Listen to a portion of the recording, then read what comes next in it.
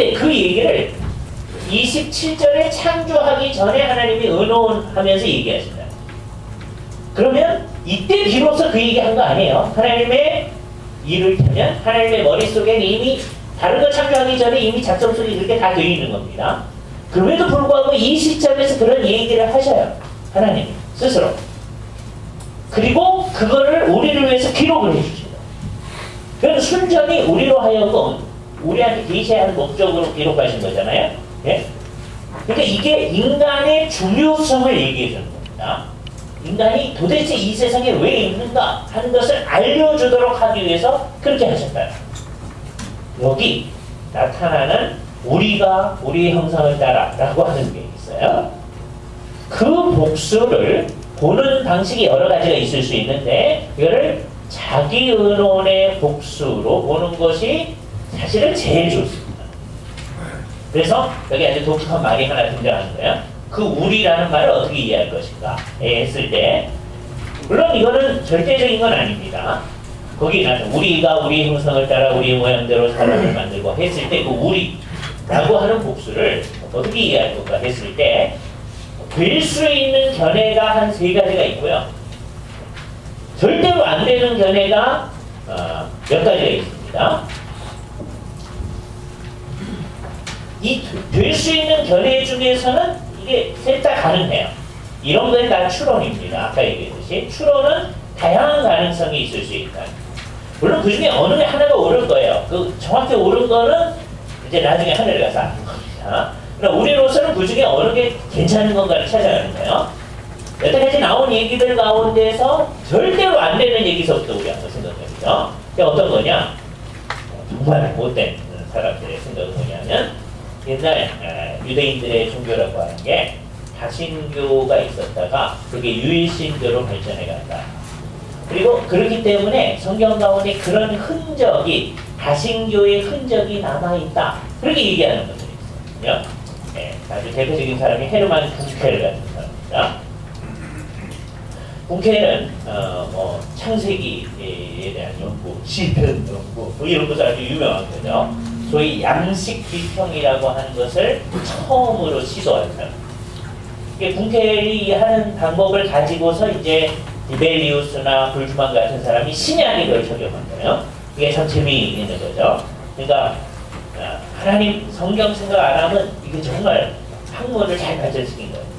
이 과목에서 공부한 걸 가지고 다른 데 딱 적용하고 그죠? 근데 그게 하나의 영성을 사오는 거죠. 붕켈은 어떻게 생각하냐면 유대교는 워낙 다신교였었는데 이게 이제 이사야, 아모스 7세기 BC 7세기의 사람들이 뛰어난 사람들에 의해서 유일신교로 딱 태어나요. 그래서 옛날에 있는 것들은 성경에 이렇게 단편들이 이렇게 남아있는데 거기에는 다신교의 흔적이 남아있다는 거예요. 그 중에 하나가 뭐냐? 성경에 우리가 이런 거예요. 크게 신이 여러심을 얘기해 주는 거다. 그래서 이 사람 또 들 수 있는 아주 대표적인 예가 하나님의 이름을 봐라. 그죠? 하나님의 이름이 엘로힘이잖아요. 엘로힘이 뭐예요? 복수형으로 되어 있어요. 그러니까 우리 하나님을 얘기할 때도 엘로힘 그러지만 다른 신들을 얘기할 때도 엘로힘. 그때는 정말 복수입니다. 네. 그런데 성경의 독특성을 생각하지 않는 거죠. 엘로힘이라고 복수 형태로 되어 있지만 우리 하나님을 얘기할 때는 언제나 단수 동사로 갖고 있다는 것을 생각하지 않는 거예요. 그러니까 이게 다 다신론의 산재라. 심지어는 어디까지 얘기합니까? 십계명에 보면 너는 내 앞에 다른 신들을 내게 두지 마라. 이게 다신론을 전제하는 게 아니에요. 다신론을 근본적으로 없애는 말 앞에서 그걸 얘기하고 있습니다. 그죠? 그거 왜 그런 식으로 얘기했겠어요? 모세를 통해서 신의 성이 주신 말씀이잖아요. 이스라엘 백성들이 나왔던 이집트에 수많은 신들이 있죠. 또 이스라엘 백성들이 가야 할 가나안 땅에 수많은 신들이 있죠. 그래서 다른 신들 얘기가 나오는 거지 다른 신들이 진짜로 있다는 전제를 가지고 얘기하는 게 아니잖아요. 그래도 불구하고 한번 이런 식으로 생각하면 다 그렇게 하게 됩니다. 붕켈이 그렇게 생각하거든요. 그래서요 오늘날 붕켈의 의견을 그대로 따라가는 사람 거의 없습니다. 그러나 암몽리의 성경을 볼 때는 그런 식으로 봐야 된다는 생각은 상당히 많은 거예요. 무시무시한 생각. 그러니까 지난번 그 얘기할 때도 나왔었는데 이스라엘 백성들이 처음서부터 부활 신앙을 가졌을 것 같지는 않다. 그러니까 부활 신앙이 나타났던 어떤 시점이 있었을 텐데 뭐 이런 생각이야. 그건 다른 종교의 영향 때문이다. 이런 생각들이 다 여기와 연결되어요. 이런 건 우리가 절대로 생각해서는 안 돼요. 또 하나 안 되는 게 있는데요. 그게 뭐냐면 하나님이 천사들을 앞에 놓고 하늘 어전에서 천사들을 앞에 놓고 이제 회의를 하는 장면이 욥기 같은 데 나오잖아요. 그렇게 이제 하나님의 어전 회의를 우리가 뭐라 하냐면 소드라고 합니다. 이건 뭐 일반 궁전에서도 함께 모이는 그 모임, 그 왕궁에서 무슨 정책 결정을 할 때 하는 게 소드예요. 어전 회의라고 합니다. 그 소드 중에 천사들을 놓고 우리가 우리의 형상을 따라 우리의 모양대로 사람을 만들자 라고 했다고 얘기하는 거예요. 성경의 어떤 표현 가운데 이래도 괜찮은 표현이 있습니다. 여러분이 이렇게 얘기할 때 딱 생각나는 구절이 있죠. 이사야서 6장에 보면 누가 우리를 위하여 가며 우리가 누구를 보내고 네? 그럴 때는 이 어전회의에서 얘기한 거라고 해도 돼요. 왜냐하면 그럴 때는 하나님께서 주체가 되어져서 천사들이 거기에 참여해서 하는 거니까 그게 돼요. 꼭 안 되는 거 아니에요. 예. 그러나 여기서는 만일에 천사가 여기 있어서 천사까지를 포함해서 우리 이렇게 되면 우리는 하나님의 형상이면서 동시에 누구의 형상이어야 돼? 천사의 형상이 되어야 돼. 근데 문제는 성경에서는 한 번도 사람한테 천사의 형상이라고 얘기해 본 적도 없고 천사한테 하나님의 형상이라고 얘기하지도 않는다는 거예요. 이게 중요한 거예요. 이걸 정신을 안 차리면 신학자들 가운데서도 천사도 하나님의 형상이다 이렇게 생각하는 사람들이 나와요. 네? 이게 주의를 해야 됩니다. 그죠? 성경은 그렇게 얘기하지 않는다. 그래서 천사들이 있는 그 어전회의에서 얘기하는 것 그거 안 된다. 왜냐하면 그렇게 되면 우리가 천사의 형상이기도 하기 때문입니다. 다음에 요거는 3번과 4번을 합쳐서 이제 로열 위라고 얘기할 때 왕적인 우리라고 왕적인 우리. 왕적인 우리가요 천사까지를 포함해서 우리라는 의미에서 얘기할 때는 그건 안 되는 거예요. 그런데 예를 들어서 세종대왕이요 어느 날 이제 어전 회의에서 우리가 대마도를 친다 그랬다고 해보세요. 그죠? 그 결정 누가 한 거죠? 저희가 했죠. 그런데 표현은 뭐로 했죠? 복수로 했죠. 그런 거를 로열 위라고. 자기가 결정한 건데 복수로 표현을 하는 거예요. 그죠? 이런 게 예를 들어서 글 쓸 때도 옛날에는 그렇게 많이 썼어요. 이 글에서 우리는 다음과 같은 것을 생각해 보기로 합니다. 옛날에는 그렇게 썼습니다. 서양 사람들이 그렇게 썼어요. 네. 그런데 한 1970년대에서부터는 그렇게 쓰는 거를 지양하도록 서양 사람들이 하기. 우리 그러지 말고 쥐가 쓰고 있는 거야. 나는 이라고 쓰라는 거야. 서양 사람들이. 우리가 이제 한국서 이제 공부하다가요. 이제 서양에 가서 이제 무슨 글 쓰고 이제 논문 쓰고 그럴 때 늘 하는 주문이 그겁니다. 네? 왜 너희는 글을 쓸 때 자꾸 위라고 그러냐? 그 옛날에 쓰는 거다. 네? 무슨 글을 쓸 때는요. 네. 그래서 그럼 뭐라 그래야 되는데? 나는 네가 논문 쓰는 거잖아. 그러니까 네가 뭘 얘기하려고 하는지를 얘기해야 된다는 거예요. 네. 그런데 옛날에 쓰던 방식인 우리가 하는 것은 사실은 저자가 하는 거지만 독자를 함께 끌고 가면서 우리가 이렇게 하는 거잖아요. 그죠? 그거하고 비슷한 거죠. 이때는 저자가 아니고 왕이 자기가 결정하는 거예요. 그러니까 로열 위의 세 번째 거는 괜찮은 거예요. 세 번째 건 뭐냐? 하나님이 당신님의 왕적인 권능을 가지고서 선언을 하는 겁니다. 그런데 그럴 때 왕적인 권능으로 선언하는 거니까 내가 그러지 아니하신 그걸 뭐라고 표현하는 거예요? 우리가 라고 표현해요. 이건 있을 수 있어요. 이게 옳은 견해인지 아니면 아까 좀 말씀드렸듯이 하나님의 자기 은원의 복수인지 아니면 이게 있을 수도 있습니다. 그러니까 벌코프가 우리한테 잘 얘기해 주는 건데 여기에 신적 위격의 복수성이 시사되어져 있다. 벌코프는 그렇게 얘기했어요. 신적 위격의 복수성이 시사되어져 있다. 그런데 그게 둘인지 셋인지 백인지는 아직 안 나타나는 거예요. 그건 언제 아느냐? 신약에 와서 밝게 드러나는 거예요. 그러니까 여기서는 뭐가 되어 있는 게 시사되어 있는 거예요. 벌코프에 그렇게 되어 있거든요. 한국의 목사님들이 바꿔가지고 조직 채널 공부했습니다. 근데요, 그 보고서는 다 뭐라고 했냐면, 벌코프의 가르침에 가면, 여기에는 분명히 삼위일체가 발생된다. 우리 속에 삼위일체가 있다. 신약의 빛에서 보면 그런 거예요. 그렇죠?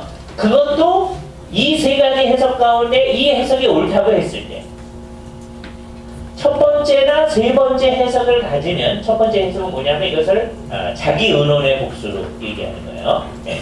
아주 중요한 결정을 할 때는 복수 형태로 쓰는 거예요. 우리라는 게 또 복수의 의미가 없는 거예요. 그냥 자기 중요한 결정을 얘기할 때. 그죠? 또는 신적인 우리로서 얘기하는 거예요. 자기가 한 거지만. 근데 그게 아니고 여기에 하나님의 위격의 복수성이 시사되어 있다는 것도 좋은 해석의 하나거든요. 네. 저는 이 세 가지 다가 있을 수 있는 해석이라고 보여요. 물론 셋 중에 하나가 옳을 거예요. 그걸 언제 알아요?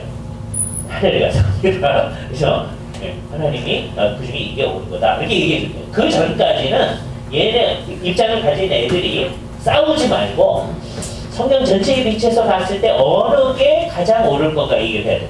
대신에 명백히 안 되는 해석들은 분명히 대제를 해야 돼요. 이건 싸워야 돼요. 그죠? 잘못된 해석이니까. 그죠? 그러나 얘네들끼리 싸우면 안 돼요. 여기서 재미있는 걸 볼 거예요. 성경을 해석해 가면서는 언제든지 두 가지 일이 나타나는데 하나는 명백하게 그런 것 명백하게 아는 게 분명한 데가 있습니다. 그러나 그렇지 않은 데들이 있다. 그래서 우리가 싸워야 할 때하고 싸우지 말아야 할 때가 분명한 거예요. 예? 이런 견해들하고는 싸워야 돼요. 그런 견해. 이건 잘못된 겁니다. 그죠? 근데 얘네들끼리 막 싸우면 되겠어요? 그건 무의미한 거란 말이죠. 예. 그러니까 이게 이제 우리가 성경을 해석하는 이제 방식입니다. 그러니까 여기 나타난 우리라고 하는 것, 거기에 명확하게 삼위일체가 들어있다. 그건 안 되는 겁니다. 벌코프도 그렇게는 안 했어요. 최대한 하는 게 뭐예요? 신적 위격의 복수성이 시사되어져 있다. 그 표현이요. 그 표현이 뭐를 의식한 표현이냐면 하나님의 계시가 그냥 하루아침에 샥 쏟아 부어진 게 아니라 계시의 점진성을 의식한 표현. 벌코프 같은 분이 굉장히 뛰어난 신학자라고 하는 게 그런 데서 드러나는 거예요. 네. 옛날의 교부들에 비해서 뛰어난 거예요. 교부들은 대부분 여기 우리를 다 삼위일체예요. 다 삼위일체이기 때문에 우리라고 그러셨다. 그래서 우리한테도 그게 아주 익숙해요. 그러나 그게 더 이렇게 따져보면 더 옳은 게 아니에요. 이걸 하려면 그 삼위일체 얘기를 하려면 어디까지 하는 건 돼요? 여기서 신적 위격의 복수성이 시사되어져 있고 이제 그럼 하나님의 위격은 몇인데요? 그건 이제 점점 계시를 따라가다 보면 알게 돼요. 그죠? 그러니까 하나님의 계시가 점진적이라는 것을 잘 인식하면서 하고 있는 말. 이게 신학이 진전해 간 겁니다. 교부들의 신학에 비해서 칼빈의 신학에 비해서 그거의 근거에서 나오는 이 벌코프의 얘기가 훨씬 진전해 갔다. 예? 우리는 그보다 훨씬 뒤에 살고 있거든요. 벌코프가 자기 조직신학 책 쓴 게 1938년, 99년 그때예요. 예.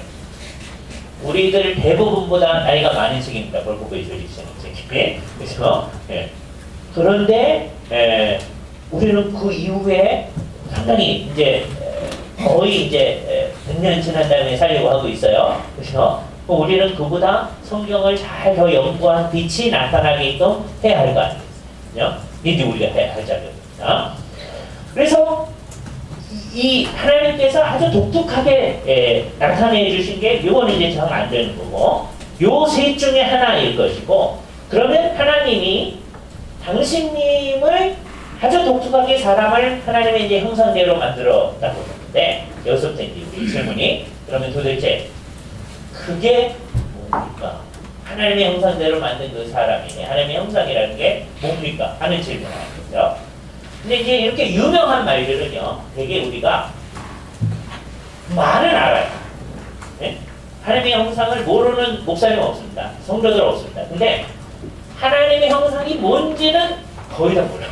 왜? 너무 유명하기 때문에. 물론 다 아시죠, 여러분들이 다 가르치셨겠고. 그러나 한번 이렇게 접근해서 우리가 한번 가보겠습니다. 도대체 하나님의 형상이라는 게 뭔가 하는 얘기를 합니다. 옛날에 사람들은 어떤 식으로 해왔느냐 하면 하나님이 해주신 말씀이 무의미한 말이 있을 리가 없다. 그러니까 하나님께서 우리의 형상대로 형상 이게 첼렘이라는 말이 있고요. 그 다음에 우리의 모양을 따라 이게 데무트라는 말이에요. 그래서 형상과 모양을 나누어서 씁니다. 분명히 형상이 있었고 그 다음에 모양이 있다. 그럼 형상은 뭐고 모양은 뭘까? 하나님이 하신 말씀이 무의미한 말이 없을 텐데 하나님께서 무슨 의미가 있으니까 이런 얘기를 해주셨겠지. 이걸 찾아가자. 그죠?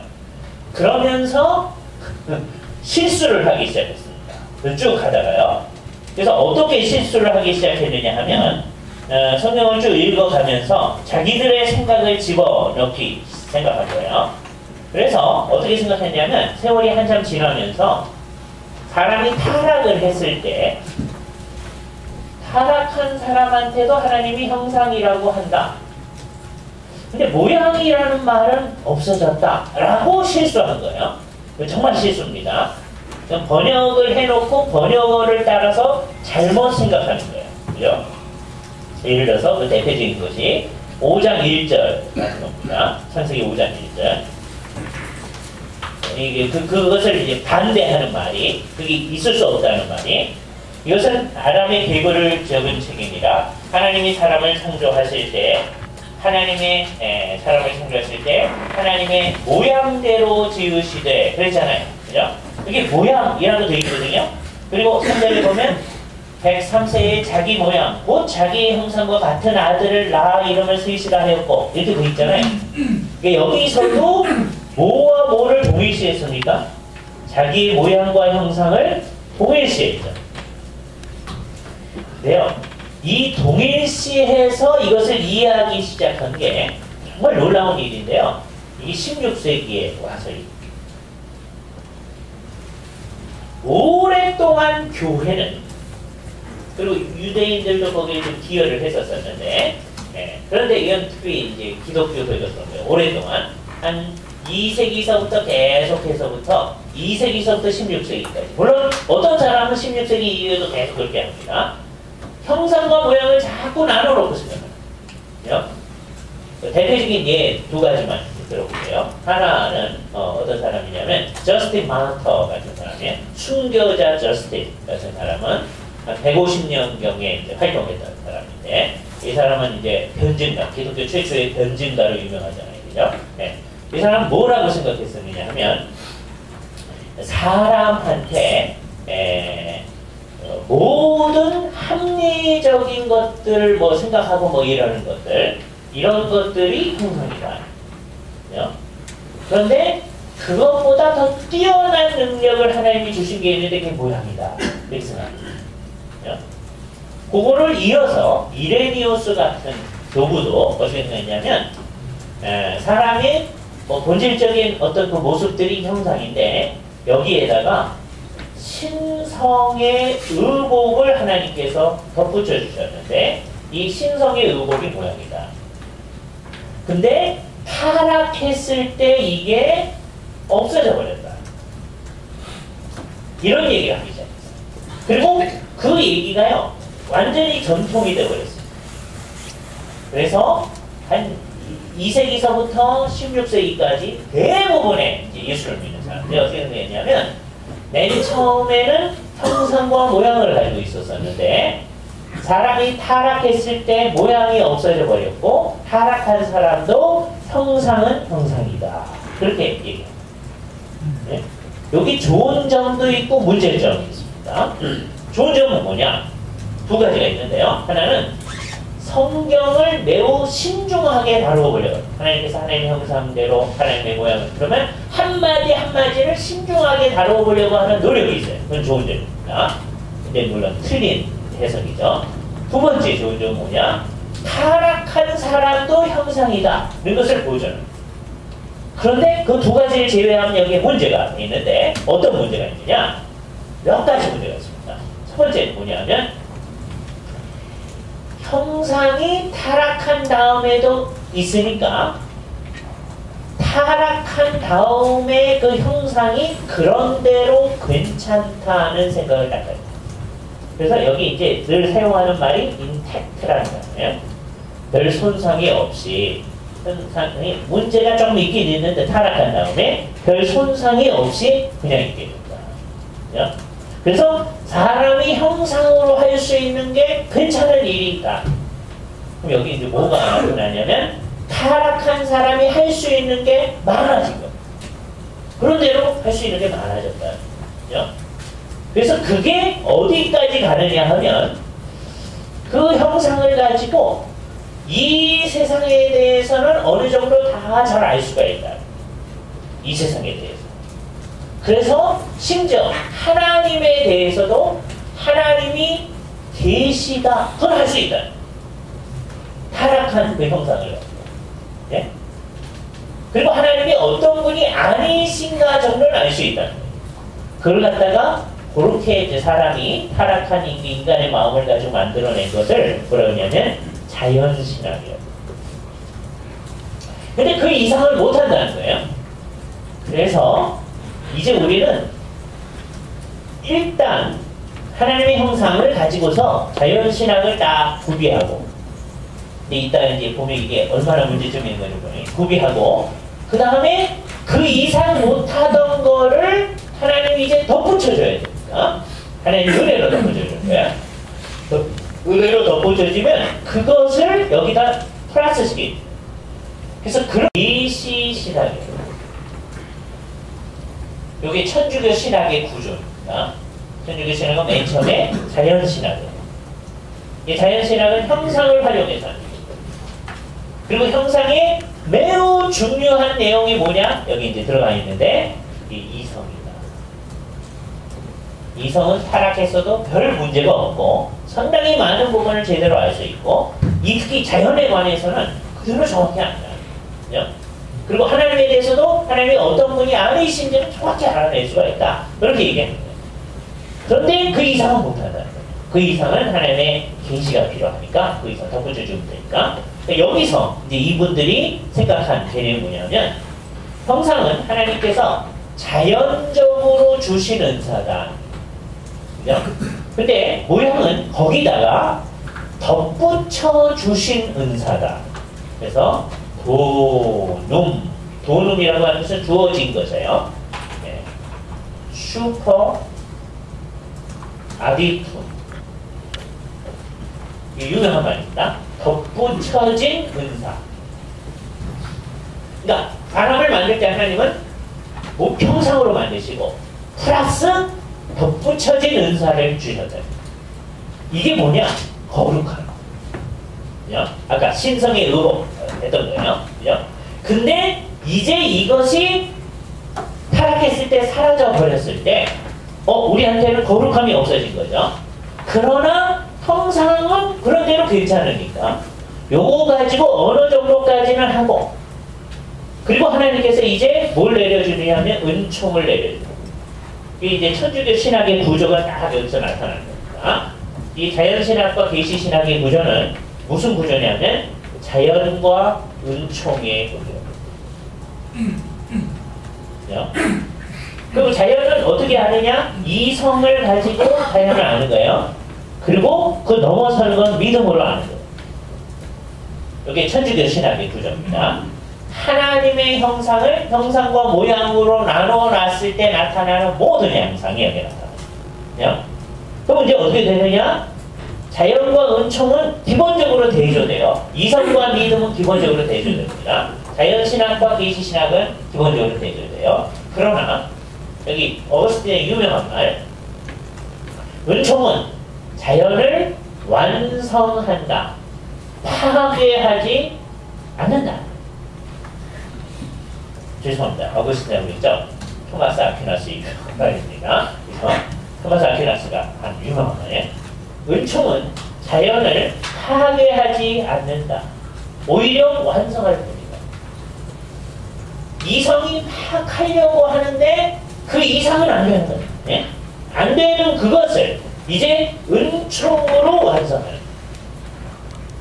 천주교에서는 그래서 이제 이 세상 모든 것을 자기네가 포괄할 수 있는 틀을 딱 여기서 가지게 됩니다. 그러니까 하나님의 모양 형상, 그거에 대한 이해로 이 세상 전체를 이해할 틀을 딱 가지고 있고요. 아주 이상한 거죠. 예. 그래서 이제 사람들이, 타락한 사람들이, 타락도 인정해요, 천주교에는. 그래가지고 뭔가를 이루어 놓은 것에 그 자체만으로는 괜찮긴 한데 별 문제가 없어요. 그러나 완성은 안 됩니다. 그래서 예수 그리스도께서 오셔서 그걸 완성해 주는 역할을 하십니다.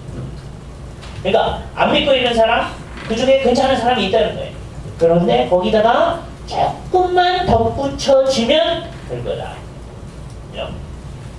근데 예수님은 이 상황 가운데서 그런 생각을 비슷하게 했던 사람들이 누구냐면 바리새인입니다. 사실은 바리새인은 예수님께 찾아옵니다. 니고데모가 그 대표적인 예죠. 선한 선생님이여, 하나님이 함께 하지 아니하시면 당신이 하시는 일을 아무도 할 수 없나이다. 그래서 예수님한테 뭔가를 배울 마음이 있는 거예요. 그런데 여기에 뭐가 있느냐면 지금까지 우리가 하는 일이 이게 괜찮은 겁니다. 라는 생각이 있는 거예요. 바리새인들이 뭐 하는 겁니까? 유대 민족들한테 하나님의 율법을 잘 지키게끔 하는 운동을 벌이거든요. 예? 자기네들 다 지킬 뿐만 아니라 민족들도 다 지켜야 된다. 그죠? 그리고 그렇게 하는 게 하나님 나라를 이 땅에 가져오게 하는 방식이다 생각하는 거예요. 그래서 율법을 지키는 것을 바리새인들은 뭐라고 그랬어요? 하나님 나라의 멍에를 매는 것이라고 생각을 했었습니다. 요 배경 가운데서 내 멍에는 쉽고 가벼움이다. 예수님의 얘기가 나타나는 거예요. 바리새인들은 하나님 나라의 멍에를 우리가 짊어져야 되는데 그거 뭐 하는 거냐? 율법을 다 지켜나가요. 자기들을 지킬 뿐만 아니라 다른 사람도 다 지키게 만들어야 돼요. 다 지켜나가면 이제 하나님 나라가 오게 될 건데, 자기네가 하나님 나라 운동을 하는 사람들이었어요, 바리새인들이. 근데 예수님이 나타나서 하는 거 보니까 주님이 보낸 사람 같아, 하나님이 보낸 사람 같아. 그래서 예수님이 플러스 여기서 알파만 쫙 해주시면 우리가 뭐 할 수 있으려. 요 틀이 사실은 천주교의 특징입니다. 우리가 이성을 가지고 자연적으로 하는 거에다가 주님이 좀 덧붙여 주시면 됩니다. 그죠? 그런 상황을 놓고 예수님은 뭐라고 하십니까? 네가 거듭나야 한다. 처음부터 다시 시작해야 된다. 그러니까 우리는 아까 아크나스의 말을 뒤집어 보면요, 은총은 자연을 파괴합니다. 그래서 완성합니다.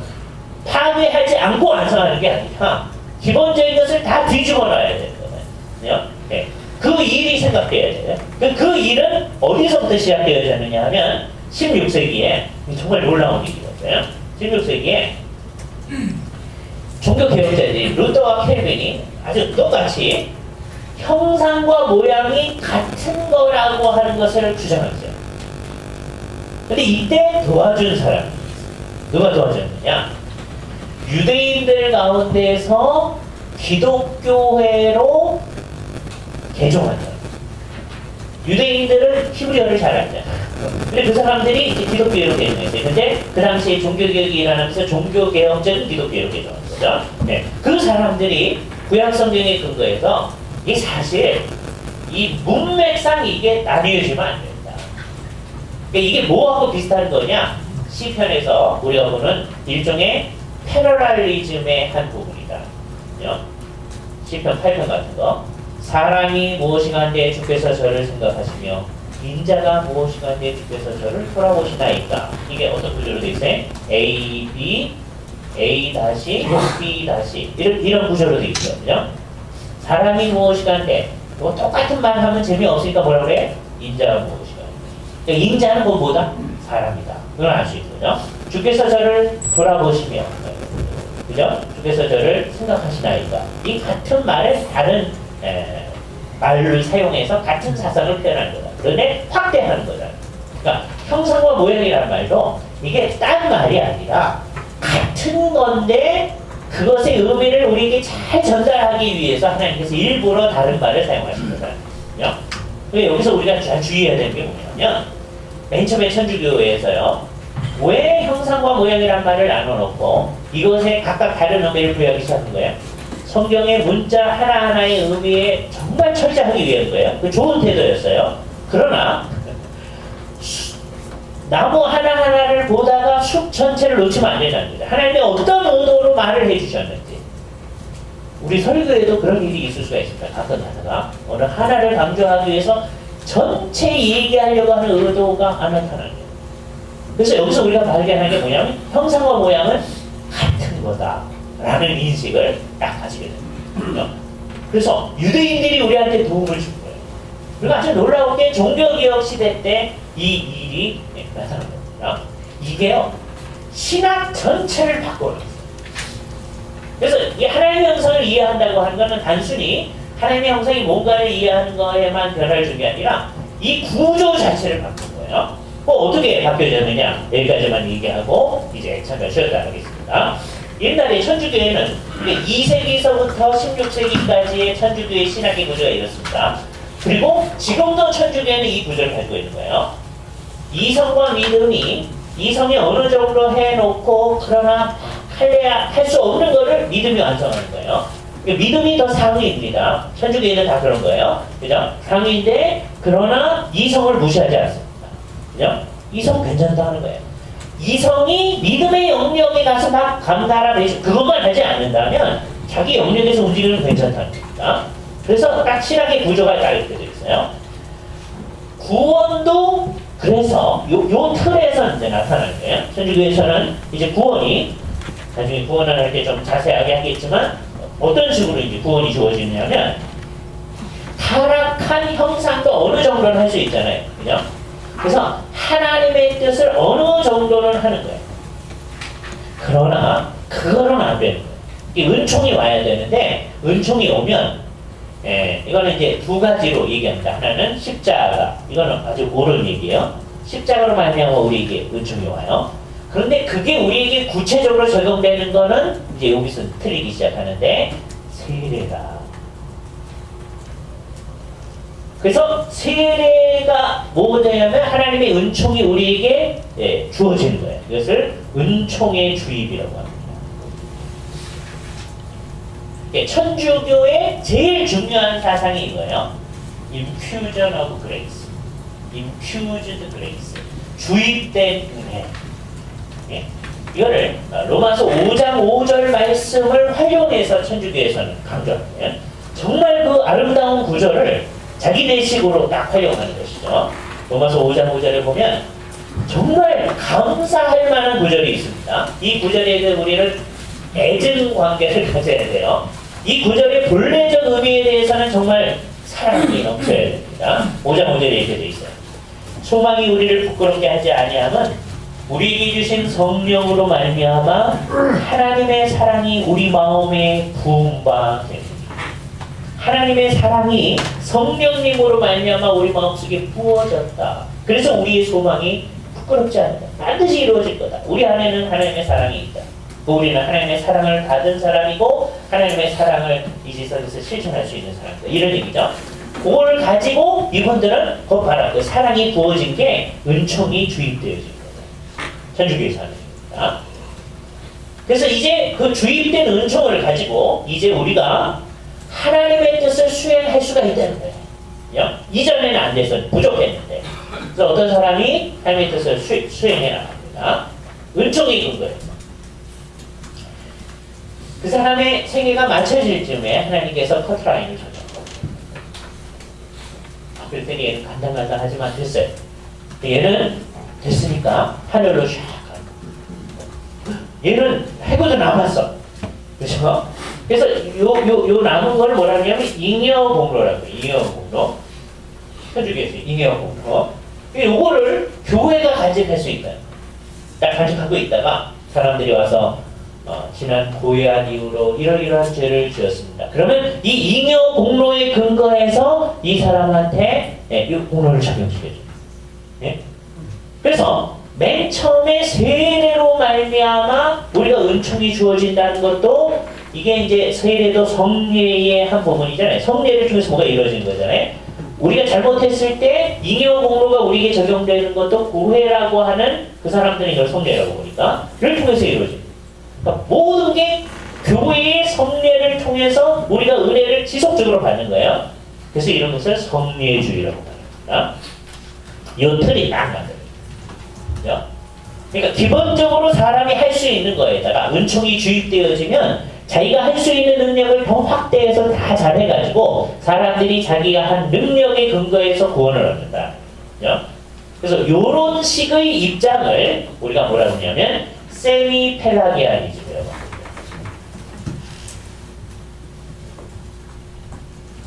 반쯤은 펠라기오스주의적이라는 게 사람이 노력하면 구원을 얻을 수 있다는 거죠.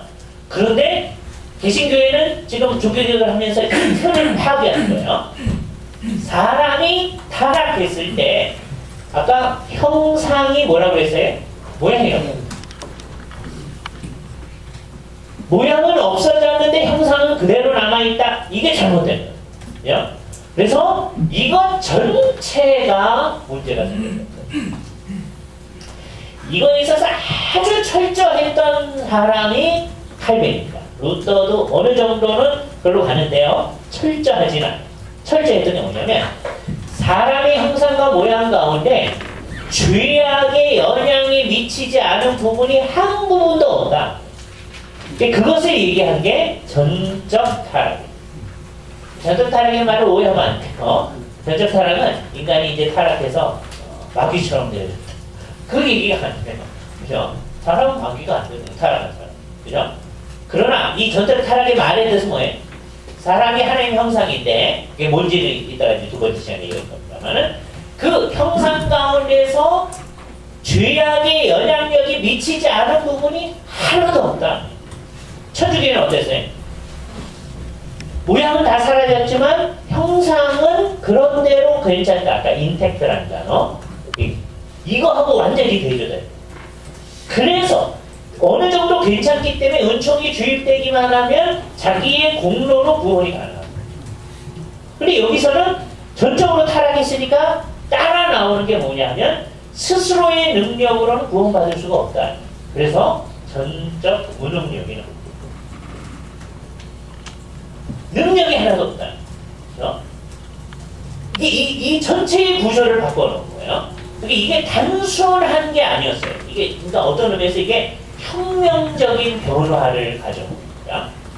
하나님의 형상을 어떻게 이해하느냐의 차이가 나죠.